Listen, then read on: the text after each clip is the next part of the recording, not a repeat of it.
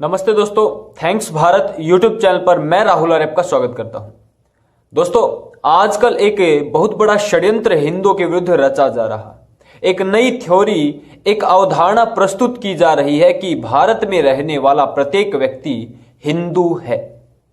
और ये थ्योरी मूल रूप से मुस्लिम प्रस्तुत कर रहे हैं, जिसका साथ है खालिस्तानी सिख दे रहे हैं, मूल निवासी तथा कथित दलित दे रहे हैं, कम्युनिस्ट दे रहे हैं और अन्य देशद्रोही दे रहे हैं। वो इस थ्योरी को बहुत बढ़ा चढ़ाकर प्रस्तुत करने का प्रचार प्रसार कर रहे हैं। एक छोटी सी आप क्लिक देखिए जाकिर नाइक की साइड में। Sister, if you say you're a Hindu, by definition, Hindu is a person who lives in India.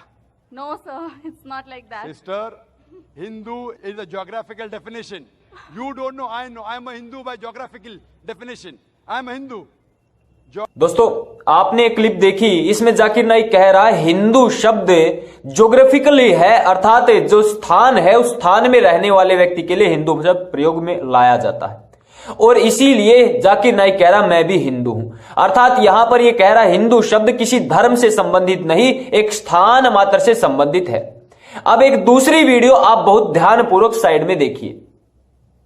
So maybe Hindus, I don't know. I don't have Arab blood in me. I'm not an Arab. So I don't know when, whether 100 years back, 200 years back, I haven't gone to the Sajara, to my roots.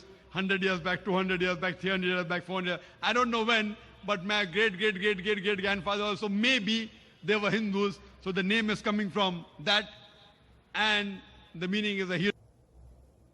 दोस्तों, आपने एक clip देखी, इसमें इसने जो कहा वो जान करके थोड़ा सा समझने का प्रयत्न कीजिए। यहां इसने हिंदू शब्द को ज्योग्राफिकली नहीं लिया है, यहां इसने हिंदू शब्द को धार्मिक रूप से लिया है। जानिए कैसे। ये कह रहा है हो सकता है 100 साल, 200 साल, 400 साल पहले मेरा कोई जो दादा परदादा है वो हिंदू रहा हो, अर्थात हो सकता है जब कन्वर्ट होने से पहले जो मेरी पीढ़ी थी वो हिंदू हो सकती है।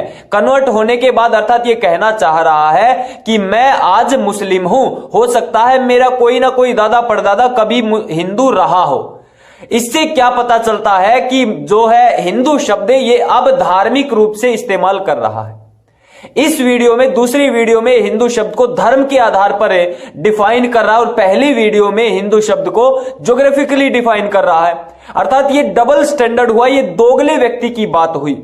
ये वो लोग होते हैं जो सामने वाली जनता को देखते हुए, उनके मद्देनजर रखते हुए अपनी बातों को बदलते रहते हैं। इसके सारे के सारे स्पीच इसी प्रकार से, मैंने इसकी एक एक स्पीच की पोल खोली हुई है, किस प्रकार से वैदिक शास्त्रों के मंत्र और जो हमारे सनातन धर्म के शास्त्र है उनके श्लोक गलत सलत ये देता था, जिन श्लोकों का कोई आधार ही नहीं, कोई श्लोक ही नहीं, वो ये देता था।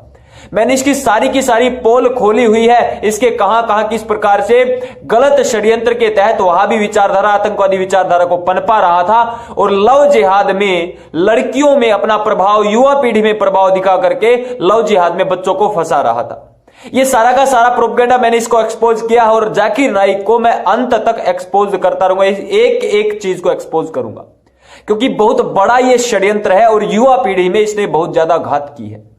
ये छोटी सी चीज मैंने बताई है कि हिंदू शब्द पर जो ये बात कह रहा वो निराधार है, उसका कोई आधार ही नहीं है, कोई तथ्य नहीं, कोई प्रमाण नहीं, कोई साक्ष्य है ही नहीं। आखिर हिंदू कहते किसे, ये समझने का प्रयत्न कीजिए। दोस्तों, हमारे यहां पर जो हिंदू शब्द प्रयोग होता है वो पूर्णतः धार्मिक शब्द के लिए प्रयोग में लाया जाता है, धर्म से संबंधित लोगों के लिए प्रयोग में लाया जाता है, किसी देश के लिए, किसी स्थान के लिए हिंदू शब्द प्रयोग में नहीं लाया जाता। जानिए कैसे।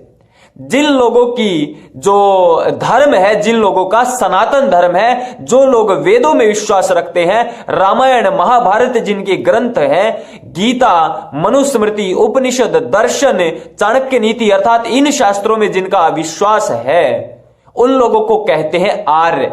हर शास्त्र में आर्य शब्द प्रयोग में लाया गया है, अर्थात जिन लोगों की विश्वास, जिन लोगों की धार्मिक आस्था के रूप में जो शास्त्र है वो वेद हो, उपनिषद, दर्शन, गीता, महाभारत, रामायण, मनुस्मृति आदि हो, उन लोगों को कहते हैं आर्य।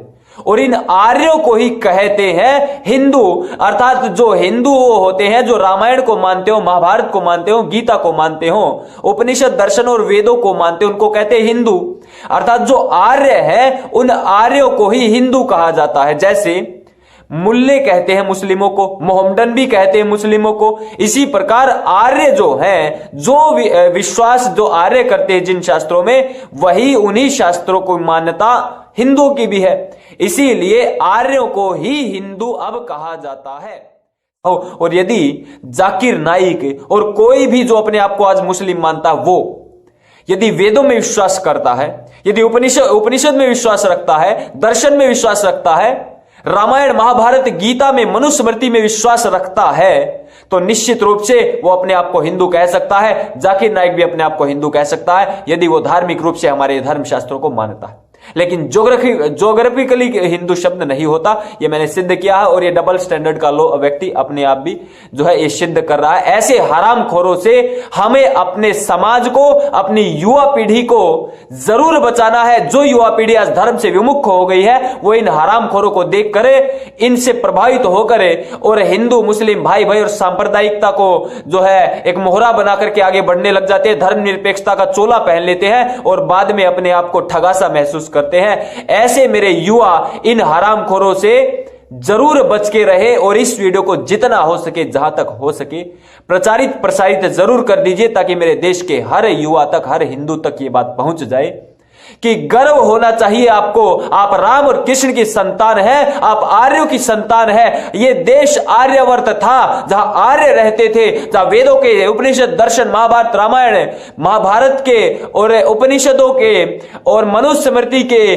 गीता के मानने वाले रहते थे। हम उस देश के निवासी हैं, हम उस देश के आर्य हैं और आर्यों को ही हिंदू कहा जाता है। आपको गर्व होना चाहिए। ये वीडियो आप घर घर तक पहुंचाने का प्रयत्न कीजिए, इस विचारधारा को घर घर तक पहुंचाने का प्रयत्न कीजिए, ऐसी मैं आपसे अपेक्षा रखता हूं। ये थैंक्स भारत यूट्यूब चैनल आपका अपना यूट्यूब चैनल है, इसको सब्सक्राइब करें और करावें। वीडियो को लाइक जरूर करें, कमेंट बॉक्स में कमेंट जरूर डालें। धन्यवाद। जय श्री राम। नमस्ते जी।